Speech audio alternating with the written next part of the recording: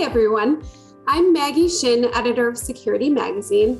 I'm excited to sit down today with a few safety and security experts to talk about K-12 emergency communications. When we talk about emergency communications within schools and school districts, of course, we're talking about active shooter or violent scenarios within the school system. Those are certainly events that make the news most often, but there are also many other incidents or events that emergency communications or communication systems in general are important for in this sector, including weather emergencies, school closures, bus issues, etc. There are a number of technologies that exist in this arena, but just as important as those are the procedures, processes, and plans in place to deal with incident response. We're going to talk about all those things, but first I want to introduce our speakers that I have for this roundtable today. Sitting down with me, I have Michael Dorn, Executive Director of Safe Havens International. Safe Havens International is a nonprofit campus safety organization committed to helping schools and school systems improve crisis preparedness and campus safety. Next, we have Mike Matranga. Mike is a former Secret Service agent and former Executive Director of Security and School Safety at the Texas City Independent School District. Matranga is CEO of M6 Global, which helps provide security and safety planning to the K-12 sector and many other industries as well. And last but certainly not least, we have Guy Grace with us. Guy is chairman of the advisory committee for the Partner Alliance for Safer Schools. He is also a security and safety consultant for school districts as well. And he's also former director of security and emergency planning for Littleton Public Schools, where he spent almost 30 years. I know all of you have a lot of experience in this sector, and I'd like to start us off first by talking about the importance and practical use of emergency communications within the K-12 sector. I think about emergency communications. It's something it's evolving constantly now. We look at emergency communications often started with the radio interoperability, such as, having radios on campus. But now we look at the unification of emergency communications being with student demographic databases, for example. And we look at when there's a snow day, or there's when a school's doing a lockdown drill, or there's a emergency going on at the school, we see that unification going out to all of the stakeholders in the school, but also into the community. And I think that's a big evolution, especially that's taken place here in the last couple of years, where we start to see a unification with the demographics databases and things. But we also look at the unification of emergency technology going into the duress component, or the access control component, or even the video management components. And so when I think of communication is a lot broader than what it was, say, 30 years ago. I hate to say this, but back in those days, it was all word of mouth, and then it went to radios, and now it's into all of the technology sector or vectors that we deploy in school safety. From my perspective, being a former counter assault team operator on the presidential detail, when we would travel to hostile territories with the president, or even conducting advanced work in hostile areas, the most important thing to me outside of my weapon was, how was I going to communicate, right? And I think those are things that school districts or maybe administrators don't necessarily look at it from that perspective. They're thinking of, more of an administrative type role. When I got to Texas City ISD, one of the first things that I did was ask, hey, what type of communications do we have? And not only what type, but what are the capabilities? Can we communicate across the spectrum, across the district, using one device without having to rely on some type of, old school administrative phone tree or a push to talk radio? And so, one of the things that I did is I started assessing different communications platforms, and, we relied upon a large carrier. And we were the first in the nation to have this particular priority and preemption capability where we would have our own designated network. And we came, we were unfortunately right after the heels of Santa Fe in 2018. I came in June, actually 3 days hired after that. And so, we had plenty of opportunities and options when it came to that. But one of the things that I liked and I took away from after actions reports of those that were on the scene was that the communications, whether it be cellular or whatever, they failed. And perfect example, Friday night, we live along the Texas Gulf Coast. We had a major power outage here. We had 19 refineries. People were worried. And the cell signal and cell network was down. So my point is that when I assessed our communications, I saw that we were operating basically in like a 1980s style communications system or platform at TCISD. So we were able to get the authorization from the federal government to be the first school district to have this particular type of platform. And we rolled it out very smoothly. We started looking at from the top down who needed access to this. And we went from the superintendent to the cabinet to the campus administrators to our safety and security personnel, our security personnel. Anybody who needed to make a decision was able to do that. And we were able to put every single campus in a lockdown, lockout, shelter in place, hold, or evacuate, and communicate across all 15 campuses within a matter of seconds. And we saw that in action multiple times, and it was so effective. You mentioned, Mike, determining who will use the communications and how. Mike Doran, I wonder if you have anything to add on that in terms of what you have seen in terms of what it takes for a communications system to be successful in the sector. Any other considerations? The biggest thing Safe Havens does, probably in terms of the bulk of our work, are what we call school safety, security, climate, culture, emergency preparedness assessments. And we've now assessed over 8,300 schools in pretty much every state, I guess, and quite a few other countries. And those items they just went through, you see this repetitiously. The way that Michael put it, they're kind of in the 80s on the way they're thinking about their technology.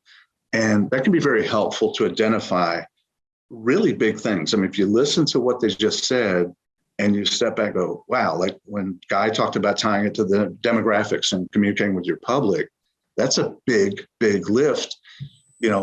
We look at all this data about things like school shootings and people show this, it's this upward chart. Well, you have to understand, prior to CNN opening, about 1980, we didn't have 24/7 news. And of course, we didn't have the internet.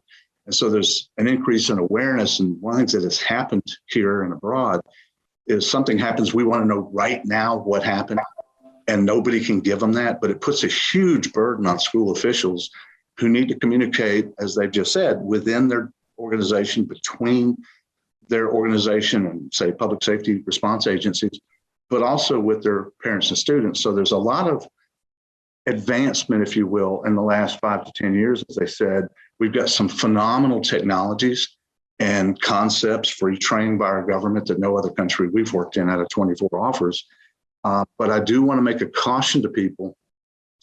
We are often seeing, as Michael mentioned, we're seeing stuff fail pretty badly. I've worked and currently working several of them, 22 K-12 either active shooter or what we call targeted school shootings, a planned shooting that takes place in a school setting. And we've seen like the phone apps that are very popular. Most of them, the technology is great, they work great, but human beings can't operate them, not with the level of training that school officials get. Things like, they hit the button for, say, tornado instead of lockdown, or the reverse, or they evacuate a building during a school shooting because it's easy to push a button, but it's a lot harder to teach a third grade teacher which button to push under stress. So one thing I would tell people is you want to test all of your communication systems and technologies using a sampling of employees and a series of, you can use scripted, you can record audio scenarios, which is, I think, one of the most effective that anybody with a laptop can make. But you you run some employees through scenarios that they don't know what they're going to be, and they're not all active shooter. There are a range of different medical emergencies, so forth. And then you see how they can use how they can think and what they opt to do, like the protective actions that Michael mentioned, but also whatever the system is, radios, public address, phone apps, duress buttons that Guy mentioned, will they make the decision to use the right communications technology, and can they actually operate it? That's extremely important. When you see, I had an active shooter event where the phone app failed because of connectivity. So you had, I think, 5 teachers pressed the button for it, but none of the signals went to 911 or the other employees, and they had not been trained to make a backup call to 911. So we've got a very long delay because everybody thought the police were coming, but the system didn't work in that situation. That became very impactful in these very successful litigation against the school district and the sheriff's department. And other things had failed. Their active shooter training was just a catastrophic failure. So we've got 5 very large settlements in federal and circuit courts. So test whatever you're using, whatever it is, and see how people can use it. And if you see problems, then you can try to address those with training, adjustments, whatever that may be. That's a good point, Mike. Guy, I know that you have some things to say on this as well, of what Mike said. What other pitfalls or positives have you seen with critical communications in schools, either within the technologies or solutions themselves, or within the execution and use of emergency communications? Well, I'm going to reiterate what Michael said. And I think that, when you adopt a technology, the critical piece for a school district is to vet it first. And vetting is, if you're working with a manufacturer or integrator and they refuse to vet your technology, well, don't consider it. And what I mean by that is what we call the pilot program. We hear that a lot is, implement a pilot program when you're going to adopt a new technology component into your school safety practices. If you don't do that, that could be a disaster waiting to happen. But also, too, the good old-fashioned risk assessment and understanding what your threats are.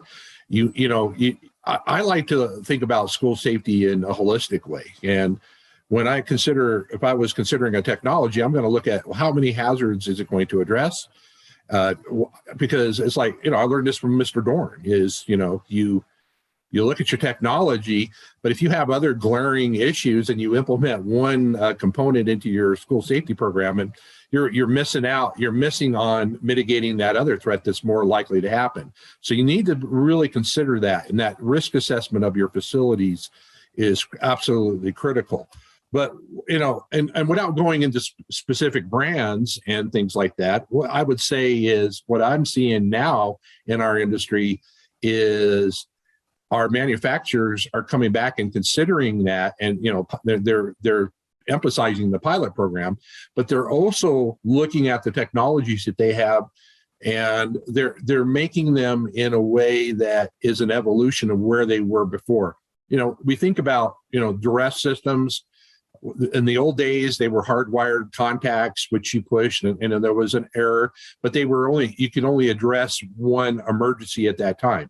It'd be, you're going to notify somebody out there, and sometimes staff would forget what it would do or how to utilize that equipment. But the critical piece now, as we see the evolution, is these new duress devices that are out. For example, they can alert on multiple types of situations: medical, lockdown, active threat, disruptive students. But the key that we need to realize when we're implementing these different features is training of the staff. The staff needs to understand how, and they need to drill on that as much as possible. You need to test it, and they need to understand when they do that, what's going to happen, who's going to respond, how they're expected to respond. That is absolutely critical, is that empowerment piece of the stakeholders to understand what's going to happen when they use that technology. But we also think things like gunshot detection right now, the old systems that, and I'm going from the duress, but we think about gunshot detection, which is something that a lot of school districts have been adopting. The problem with gunshot detection in the past was it was on sound. it's a microphone, it's picking up sound. And, the action could be, you could put a whole school into a lockdown when somebody slammed their books down, so to say. But now we're seeing an evolution of, that some of these systems out there are, just had a meeting this morning with one of the companies is they can actually, when a bullet is fired, it's not the sound. They're measuring, anything over 200 feet per second going through the air. That's the new gunshot detection. What does that do? It takes away that false alarm situation where you create a whole bunch of panic in a school district when that kid threw his books on the floor and set off that gunshot detection. So what we're seeing is an evolution of the systems, as that is an example of basically avoiding false alarms and other things. The systems are more reliable. But another systems we're starting to see is too, a lot of these, you look at the infrastructure that these systems need to run on. So we think of the most popular infrastructure that we have in schools or in businesses is power over Ethernet. Mm-hmm. But now what we're seeing now is many of the manufacturers are, creating their own industrial radio network that, for the facilities that allows these devices to communicate on wireless infrastructure, or we're seeing the Bluetooth applications. Many of the companies out there are implementing Bluetooth applications or networks in the schools too as well. But what does that benefit do? In the old days when we pushed a dress alarm, hardened dress alarm, many cases, even though it was a specific location, the old security systems weren't able to give you a specific location. It would just say you had a dress alarm. But now we're starting to see GIS in schools without naming brands, but we're starting to see drill down exactly where those situations are. And the unification with the other components of the video management system, being able to see 360 degrees or where that actual event is taking place, number one helps, and then tying it into your mass notification system. We think of mass notification, it could be notifying staff, but, mass notification also includes the intercoms in your facilities, the lights and strobes that in the old days used to be only associated with the fire alarm systems. Now they're being incorporated into the active shooter response or the active threat response with the mass notification systems. You're starting to see that in school districts and businesses. That's a good point. You talked about deployment of technologies and training of stakeholders involved. Mike Matranga, I wonder if you have anything to add on top of that, speaking about how important processes and procedures on top of any solution or any technology are.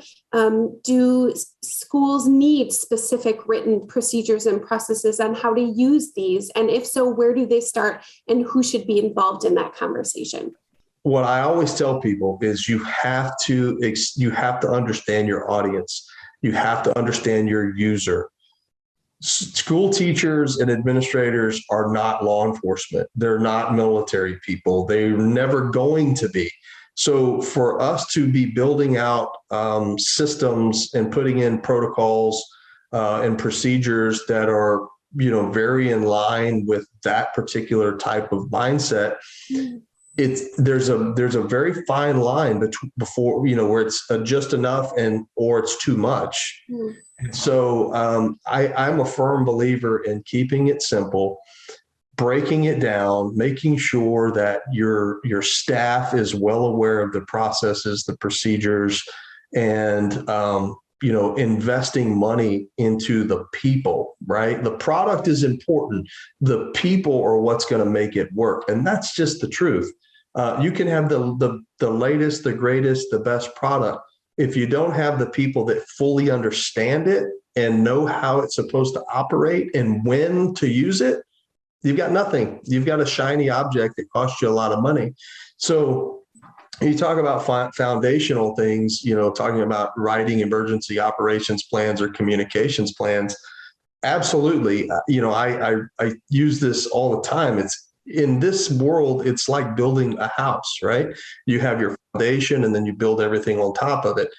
Emergency operations planning and emergency communications have to be your foundation. Without those things, without a basic plan, you've got nothing. It has to start with a very open and honest conversation with those at the top that make those decisions. They have to ask themselves, am I qualified to make these decisions? Am I qualified to write these processes moving forward, regardless if I'm the CEO or if I'm the superintendent? Am I qualified? Or should I lean on a professional to do that? Thank you, Guy Grace. Thank you, Michael Doran. Thank you, Mike Matringa, for joining us. And thank you, everyone, for watching today. Get more school security and other sector security information at securitymagazine.com.